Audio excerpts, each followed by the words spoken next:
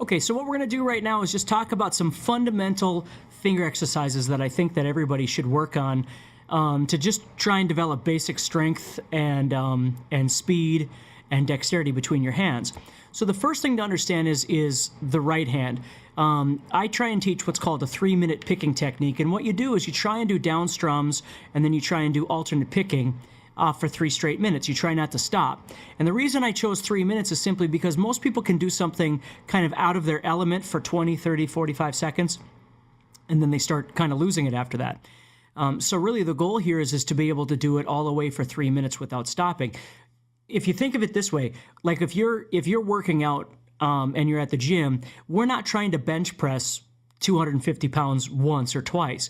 We're trying to lift a weight over and over and over and over again to develop those muscles. That's what you're looking for here. It's not a matter of trying to do something really fast for a very short amount of time. It's really not going to do you any good.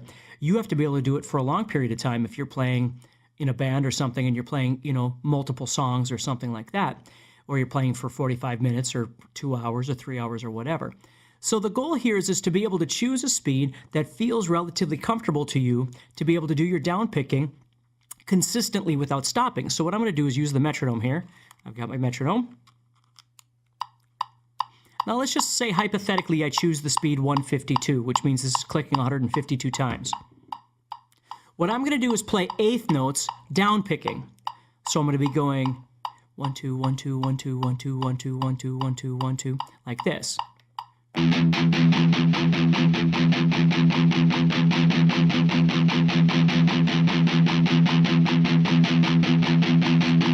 I want to do that over and over and over for 3 straight minutes. I can time myself, look at the clock, figure out when it is, and see how I feel by the time I get to the end. If I only make it a minute in and I start losing it, or a minute and a half or whatever, then it's too fast. I need to slow down that metronome. Now there's 2 things you have to understand about practice. Number 1 is honesty, and number 2 is ego. The problem with a lot of these exercises is people always feel horrible about themselves when they have to slow down the metronome, like they're doing something wrong or whatever. You have to understand that the goal with learning how to play isn't you against anybody else, it's you against you. And so the most important thing is every day you're trying to be better than you were yesterday, similar to life really. But so the metronome are just numbers. It's just an infinite amount of times that we can play different things. And so what you're doing is you're taking, for instance, 152. If that's too fast, you need to slow it down a little bit and then try it there and find your spot, okay? That's the other part, is making sure that when you're playing, you're not kidding yourself that you can actually do something when you can't. If you try and play along and it's not working, you need to realize the fact that it's not working and you need to try something else. So when you're playing, if I'm trying to play along with this, and I'm not doing it, I need to realize the fact that I'm not doing it, and I need to try and set it at a speed that I can do.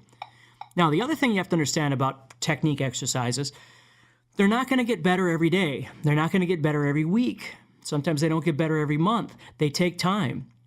But once they get better, they get better. And that really is the goal. That's why I think there's a lot of musicians out there, a lot of guitar players that really don't spend any time on this stuff because they expect to see immediate results. And when they don't, they get frustrated and then they don't want to do it, which is fine, but then don't expect to do it. So the goal is to take these exercises and practice them on a daily basis over and over and over and over again, and allow time and patience and determination and all those other things to bring this out in you, to keep trying to get comfortable with, being able to play faster, learning how to relax in your arm when you play. Part of the goal of being able to play faster is not tightening up, it's learning how to loosen up, even though you want to tighten up because you feel those muscles tightening. It's learning how to move your pick as little as possible, okay, and try and loosen everything up. The other part is remembering to hold the pick towards the front of the pick, and don't turn the pick so much. I get so many students that turn the pick so the pick is sitting almost 90 degrees from the string. Don't do that. If you're going to turn the pick, all you need to do is turn it just a little bit, and it'll cut through that string. But the more you turn it, the less percussive sound you get. See, it just starts kind of sounding like the slicing thing. You want to make sure that you're picking down. So you set your metronome, whatever. Let's try 168 here. So we're going.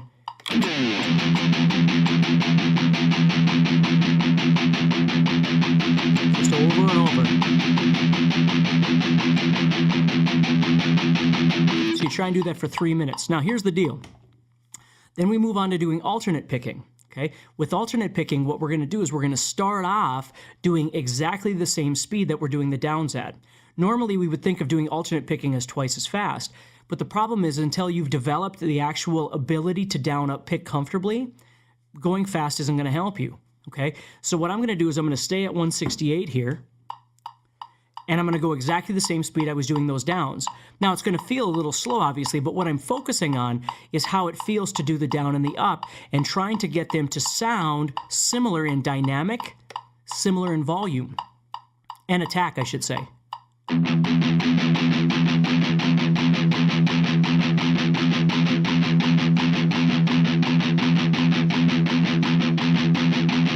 Okay, I want to get used to being able to do those down and ups comfortably. If you keep getting stuck on the up strum, which happens a lot, the problem is you got to rethink how you're picking.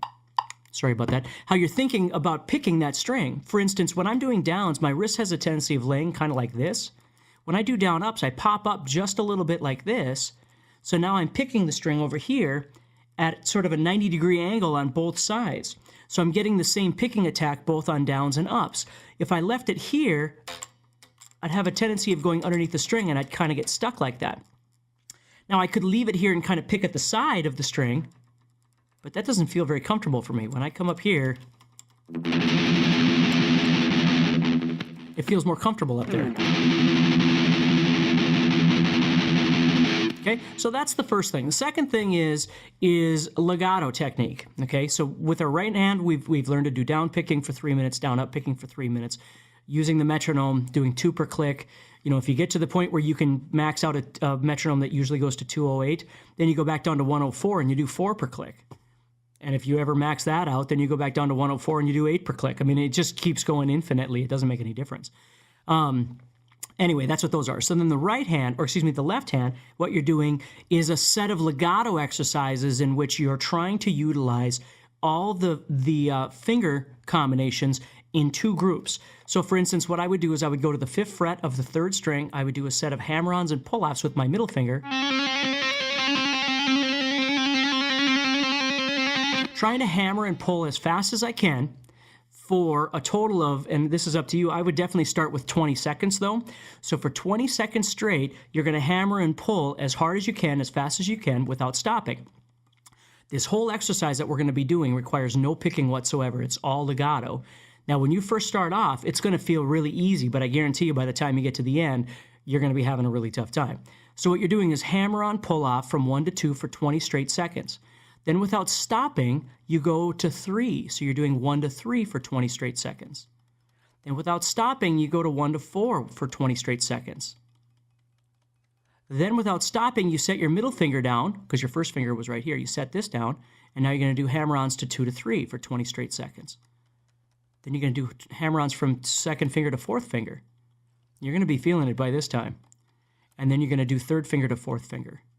So what's happening is you're going 1, 2, 1, 3, 1, 4, 2, 3, 2, 4, 3, 4. So you're doing all the 2-finger combinations in one legato exercise, each one for 20 seconds. So again, you wait till the clock gets to the 12, and then you start. After 20 seconds, move on. After 20 seconds, move on. After 20 seconds, set this finger down and move on. Move on. After 20 seconds, you set that down and move on. You're doing all the combinations. And again, what you're trying to do is get sound. You're trying to hit it as hard as you can and flick it, pull off as hard as you can to keep that thing moving, okay? You're going to do that for 20 straight seconds apiece. And again, you're going to feel it in these muscles if you're doing it right. If you're not doing it hard enough, not doing it fast enough, or not doing it long enough, you're not really going to feel anything. So that's the first exercise. Then what you can do with that is you can break those down. Like let's say some days you want to just practice 2 to 4, or 2 to 3 and 2 to 4, those two. You might just practice those. See, the disadvantage of always starting with the first finger is by the time you get to the 3rd finger, you're exhausted. Sometimes start backwards. Start with your 3rd finger and then go to the 2nd finger and then go to the 1st finger and work your way back through all of them. So by the time you get done, you've already done the really hard ones. You're ending with the easier ones. So that's another thing you can do. And then the last thing to do is dexterity exercises. Now you have to remember there's a million exercises out there. The problem with that is simply it's too much information for most people. They work on something for a little bit and then they get bored and then they move on. And they work on something for a little bit. So they never really learn to get really, really good at something. They just do a little bit of something and then move on, which may be some of your guitar lessons, for instance, or things that you've been learning. You don't spend enough time on something to really absorb it and continue moving forward. And so it's really important to do that. So what I've done here is I'm just looking for core exercises, not trying to make 1,000 different exercises, but just basic ones that you can do every day that will get you stronger. Okay, the next exercise is a dexterity exercise between the two hands, and this is simply going 1, 2, 3, 4. When you get to the top, you're going to move up 1 fret. You need to move up.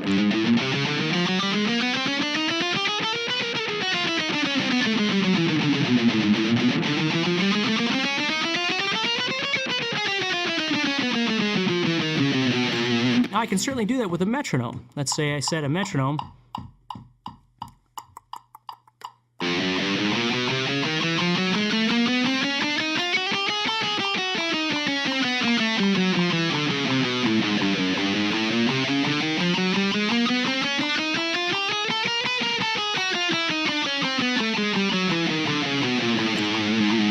See? So I could do that exercise with the metronome again, trying to build that up. Okay, so I'm doing 1, 2, 3, 4 all the way up. Okay, and then turning around doing 4, 3, 2, 1. Now, first question a lot of people have is, well, can I go backwards this way and then forwards this way? You can do whatever you want. It's just, again, understand, don't make 50 exercises when you're not going to do any of them. You know, you can do 1, 4, 2, 3 or 2, 4, 1, 3 and all kinds of mathematical things that you could do, and that's great. But understand when you play scales, generally a scale goes up and it goes back down. So when you're playing, you know, you might play inside out, but when you're playing faster passages, a lot of times those just move up and down, back and forth like that. So that's why it's really important to get used to doing forward and backward. And yeah, all the other ones are important too, but start with those. Okay, the next thing to learn how to do is another dexterity pattern, but this one is working on 3-note per string patterns, because what we just did was 4-note per string, doing 1, 2, 3, 4. So this one's going to be a 3-note per string, and what we're doing is, again, the fret wouldn't make any difference. I'm going to go up to the 12th fret of the 2nd string. I'm going to play 12, 13, 15, which means I'm playing 1st finger, 2nd finger, pinky. And the goal here is I'm playing down, up, down. So I'm alternate picking, okay? Now what I'm going to do is I'm going to attach onto the 1st string, okay, 12th fret, with an upstroke. So I'm going down, up, up.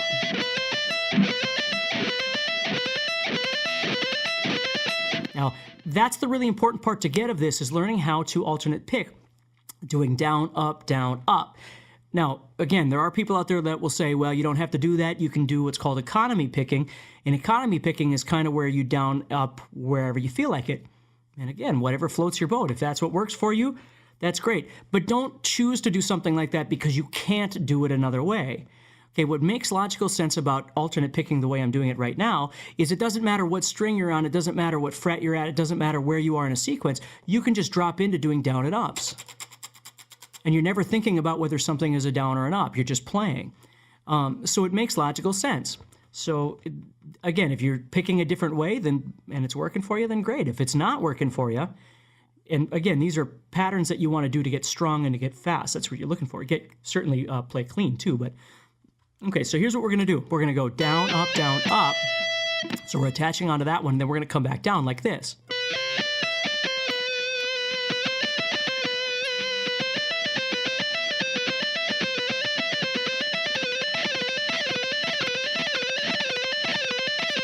So what you're trying to do is get used to being able to go down, up, down, up, down, up, and then it starts all over. Down, up, down, up, down, up, down, up, down, up, down, up. Now, because this pattern has 6 notes, if I was to use a metronome, I'm probably going to think of it as triplets. 1, 2, 3, 1, 2, 3, 1, 2, 3, 1, 2, 3. Now, what's really nice about that is I know every time that clicks, I got to be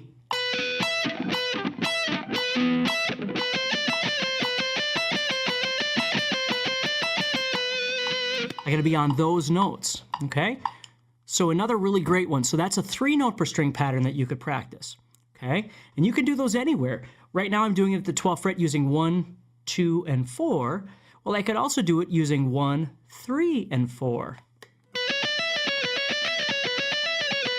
Okay, and if I don't want to be at the 12th fret, that's entirely up to you. You can go wherever you want and do those exercises. I'm just staying on the top 2 strings because it's easier for me to visualize. I've done it there all along, but you can go to any old and do them wherever you want. So anyway, those are your 3s. Lastly, you've got your 2s, and what I would certainly recommend for your 2s is learning your pentatonic scale and playing your pentatonic scale with a metronome again. So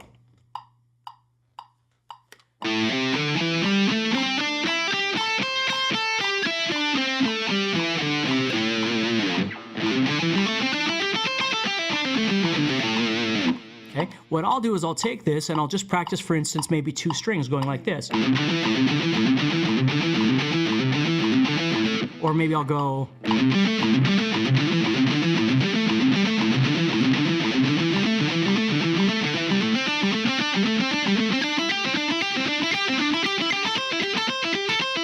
or maybe backwards.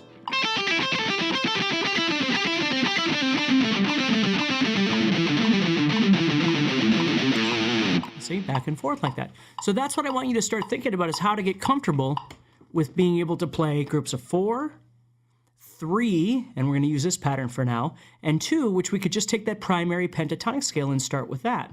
Okay, now yes, there's other positions and all those sorts of things, but for now, that would be a great group of exercises that you could do on a daily basis. So hopefully that helps you a little bit with exercise ideas.